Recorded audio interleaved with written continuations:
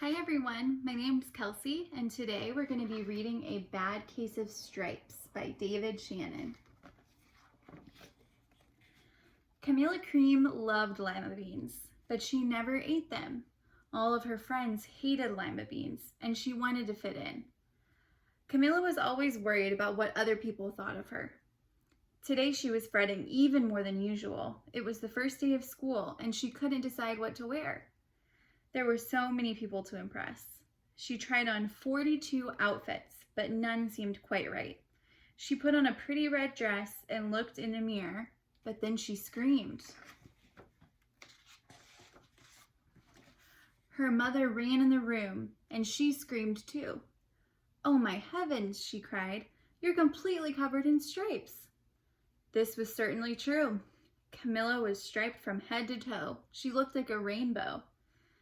Mrs. Cream felt Camilla's forehead. "Do you feel all right?" she asked.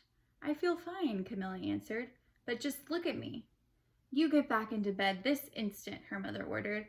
"You are not going to school today." Camilla was relieved. She didn't want to miss the first day of school, but she was afraid of what the other kids would say, and she had no idea what to wear with those crazy stripes.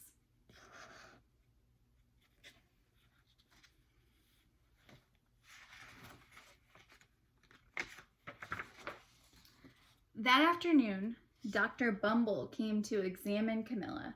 "Most extraordinary," he exclaimed. "I've never seen anything like it. Are you having any coughing, sneezing, runny nose, aches, pains, chills, hot flashes, dizziness, drowsiness, shortness of breath, or uncontrollable twitching?" "No," Camilla told him. "I feel fine." "Well then," Dr. Bumble said, turning to Mrs. Cream, "I don't see any reason why she shouldn't go to school tomorrow. Here's some ointment that should help clear up those stripes in a few days. If it doesn't, you know where to reach me."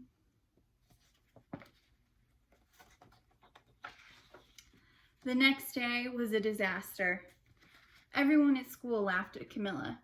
They called her Camilla Crayon and Night of the Living Lollipop when she tried her best to act as if everything was normal. But when the class said the Pledge of Allegiance, her stripes turned red, white, and blue, and she broke out in stars.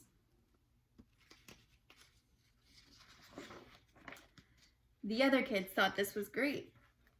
One yelled out, "Let's see some purple polka dots." Sure enough, Camilla turned all purple polka dotty. Someone else shouted, "Checkerboard," and a pattern of squares covered her skin.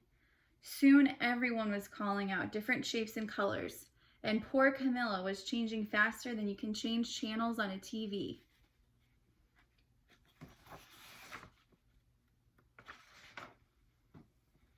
That night, Mr. Harms, the school principal, called. "I'm sorry, Mrs. Cream," he said.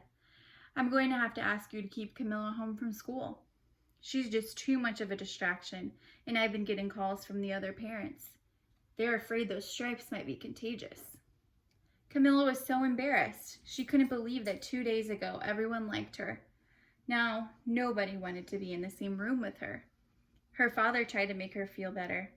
"Is there anything I can get you, sweetheart?" he asked. "No, thank you," sighed Camilla. What she really wanted was a nice plate of lima beans, but she had been laughed at enough for one day.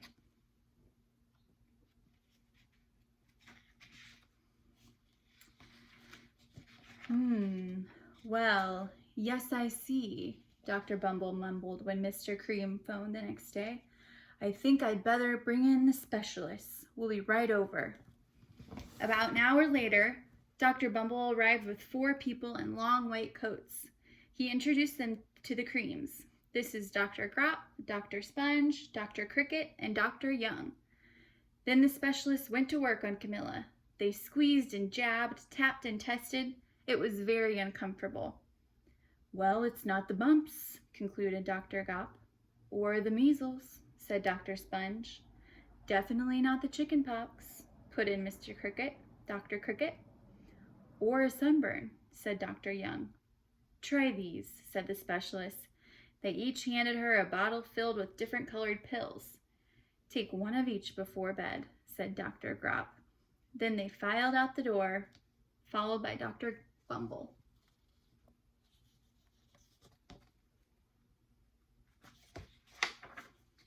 That night, Camilla took her medicine. It was awful. When she woke up the next day, she did feel different, but when she got dressed, her clothes didn't fit right. She looked in the mirror, and there, staring back at her, was a giant, multicolored pill with her face on it.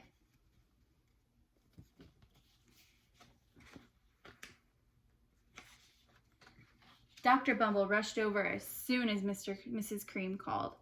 But this time, instead of the specialists, he brought the experts.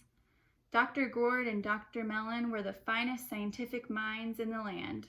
Once again, Camilla was poked and prodded, looked at and listened to. The experts wrote down lots of numbers. Then they huddled together and whispered. Dr. Gourd finally spoke. "It might be a virus," he announced with authority. Suddenly, fuzzy little virus balls appeared all over Camilla. "Or possibly some form of bacteria," said Mr. Mellon. Out popped squiggly little bacteria tails. "Or it could be a fungus," said Dr. Gourd. Instantly, Camilla was covered with different colored fungus blotches. The experts looked at Camilla, then at each other. "We need to go over these numbers back at the lab," Dr. Gourd explained. "We'll call you when we know something." But the experts did not have a clue, much less a cure.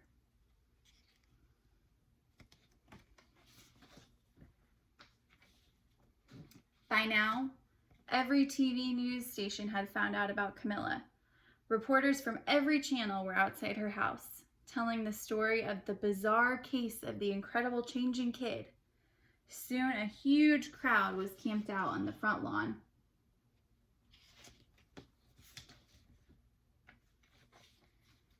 The Creams were swamped with all kinds of remedies from psychologists, allergists, herbalists, nutritionists, psychics, an old medicine man, a guru, and even a veterinarian. Each so-called cure only added to poor Camilla's strange appearance until it was hard to even recognize her.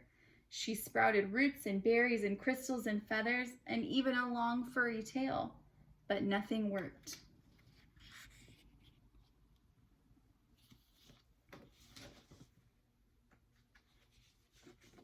One day, a woman who called herself an environmental therapist claimed she could cure Camilla. "Close your eyes," she said. "Breathe deeply and become one with the room." "I wish you hadn't said that," Camilla groaned. Slowly, she started to melt into the walls of her room. Her bed became her mouth, her nose was a dresser, and 2 paintings were her eyes. The therapist screamed and ran from the house. "What are we going to do?" said Mrs. Cream. "It just keeps getting worse and worse," she sobbed.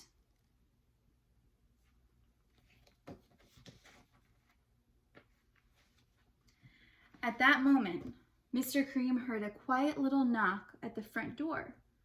He opened it, and there stood an old woman who was just as plump and sweet as a strawberry. "Excuse me," she said brightly, "but I think I can help."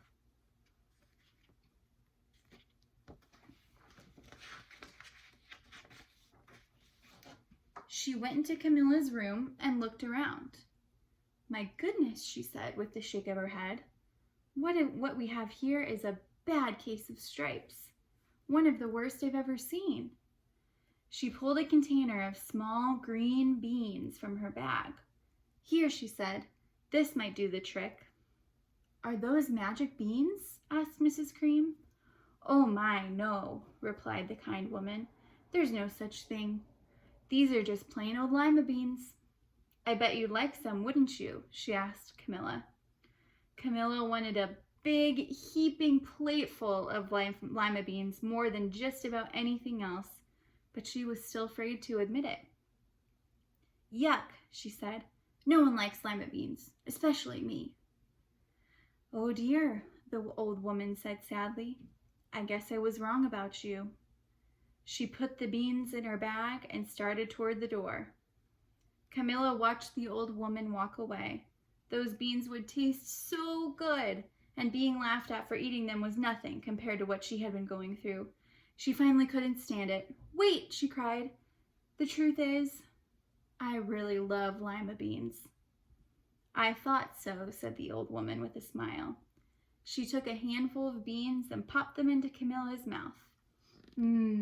Said Camilla.